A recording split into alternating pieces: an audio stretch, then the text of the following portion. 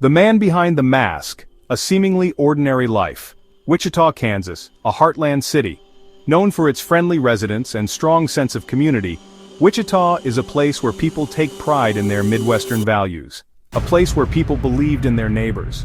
They trusted the familiar faces they saw at church or the grocery store. It was a city where everyone knew everyone, or at least, they thought they did.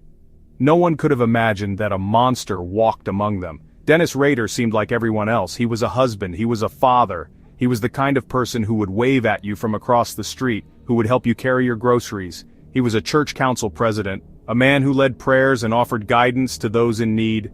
His involvement in the church made him a respected figure in the community. He even worked as a city compliance officer, enforcing the very laws he secretly broke. His job gave him a sense of authority and control, which he relished. Yet behind this carefully constructed facade of normalcy, a terrifying darkness festered. Dennis Rader was leading a double life. By day, he was the model citizen. By night, he was something far more sinister. He was the BTK Killer. Rader craved control. He craved power. His need to dominate and manipulate was insatiable.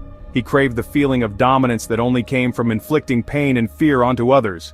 His victims were not just numbers, they were pawns in his twisted game. His desires manifested in the most horrific way imaginable: murder.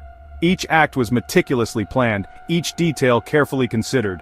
For over 3 decades, Rader terrorized Wichita, leaving a trail of 10 innocent victims in his wake. The community was left in a state of perpetual fear and mourning. He meticulously planned his attacks, stalking his victims and relishing their terror. He would watch them, learn their routines, and strike when they least expected it. Rader's crimes were not merely acts of violence, they were sadistic rituals. He took pleasure in the suffering he inflicted, deriving a sick sense of satisfaction from his control over life and death. He derived pleasure from the suffering he inflicted. His actions were calculated, his demeanor cold and unfeeling. His neighbors knew nothing of the darkness that lurked beneath the surface. To them, he was just Dennis, the friendly neighbor who attended barbecues and chatted on front porches. They saw a seemingly ordinary man. He was quiet. He was unassuming. He blended in so well that no one ever suspected him of being capable of such horrors.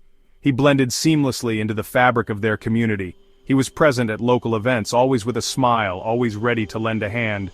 It was this very ordinariness that made Rader so terrifying. The fact that he could hide in plain sight, that he could be anyone, shattered the illusion of safety. It shattered the illusion of safety. It proved that monsters don't always lurk in the shadows, sometimes they hide in plain sight. The community was left to grapple with the realization that evil could be so close, so familiar. It proved that monsters don't always lurk in the shadows. Sometimes they hide in plain sight. The fear that someone they knew could be capable of such atrocities was almost too much to bear. The people of Wichita believed in good triumphing over evil. They held on to their faith, their hope, and their sense of community. They clung to the hope that the perpetrator of these heinous acts would be brought to justice. They trusted their law enforcement to find the monster among them. Little did they know that the man responsible was closer than they could ever imagine, living a lie, concealed by a mask of normalcy. The truth, when it finally came out, would shake them to their core. Seeds of darkness, a troubled childhood, and early cruelties. The roots of evil often lie buried deep within a person's past. In the case of Dennis Rader, the infamous BTK killer, his childhood was a fertile ground for the seeds of darkness that would later blossom into unspeakable acts of cruelty and violence. Dennis Rader's childhood was far from idyllic. It was marked by disturbing behaviors that hinted at the darkness to come. From a young age, Rader exhibited signs that something was deeply amiss. His interactions with peers were often strained, and he seemed to lack the basic empathy that binds human relationships. Even as a young boy, Rader displayed an unsettling fascination with death and cruelty. He tortured animals, a behavior that is often a precursor to more violent tendencies. This cruel streak was not just a phase. It was a chilling indicator of the monstrous persona that was beginning to take shape within him. He engaged in voyeurism, deriving a twisted thrill from secretly watching others. This behavior, seemingly innocuous at first, was a manifestation of his desire for control and power over others, a desire that would only grow stronger with time. These disturbing tendencies were not mere childhood indiscretions, they were chilling foreshadowings of the monster he would become. His actions were a dark prelude to the horrors that would later unfold, a grim testament to the evil that was festering within him. Rader's family life offered little solace. He felt neglected by his parents, his need for attention and approval going unmet. This emotional void only deepened his sense of isolation and resentment, further fueling the dark impulses that were beginning to dominate his psyche. This sense of inadequacy fueled a deep-seated anger and resentment that would fester for years to come. His inability to connect with others and his growing sense of alienation created a fertile ground for the dark fantasies that were beginning to take root in his mind. School provided no escape.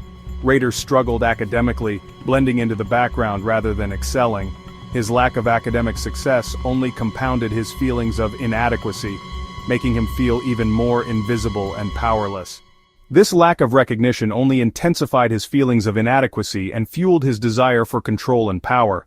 He began to retreat into a world of dark fantasies, where he could exert the control and dominance that eluded him in real life.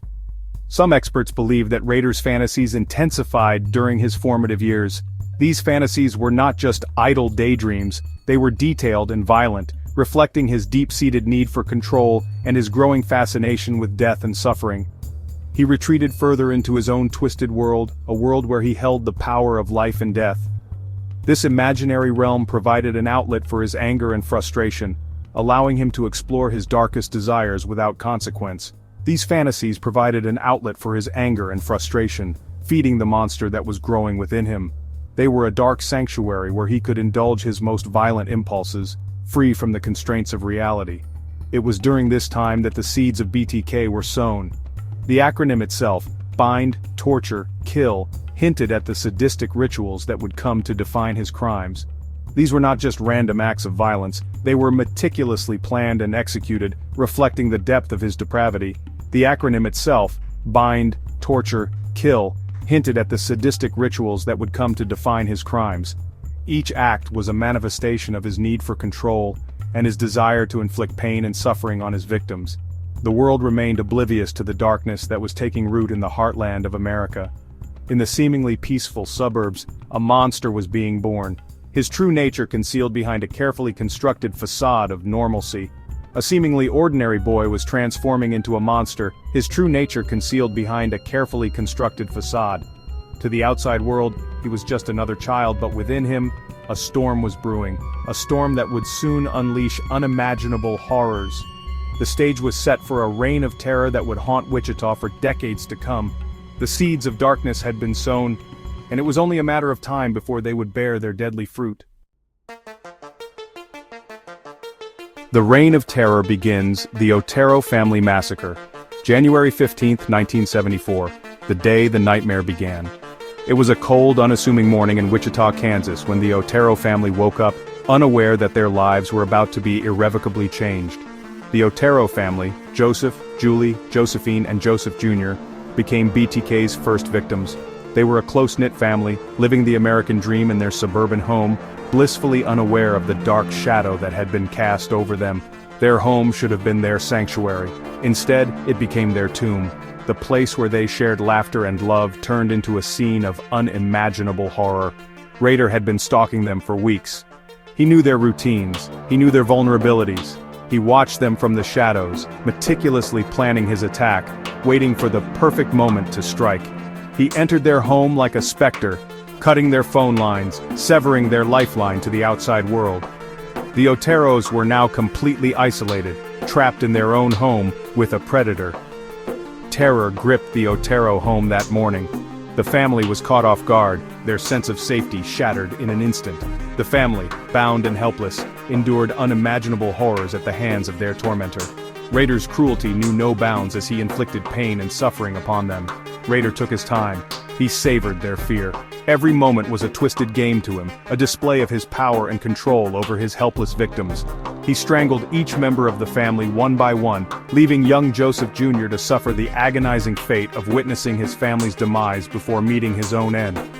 The young boy's final moments were filled with terror and despair. The brutality of the Otero family murders sent shockwaves through Wichita. The community was left in a state of disbelief and fear, struggling to come to terms with the atrocity that had occurred in their midst. The community reeled in horror, struggling to comprehend the depravity of the crime. Neighbors whispered in hushed tones, their sense of security shattered. Who could commit such an act? The question hung heavy in the air, a chilling reminder that evil lurked closer than anyone dared to imagine. Parents held their children a little tighter, and doors were locked a little earlier. The Wichita Police Department launched a full-scale investigation.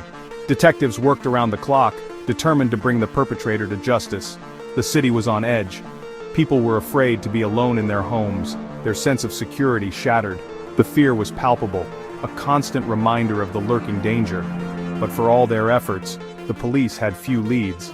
The investigation seemed to be at a standstill, with the killer always one step ahead. The killer vanished into thin air. He left no trace, no clue that could lead the authorities to him. It was as if he had never existed. He became a phantom, leaving behind an unspeakable act of violence in a city paralyzed by fear. The Otero family massacre marked the beginning of a reign of terror that would haunt Wichita for years to come.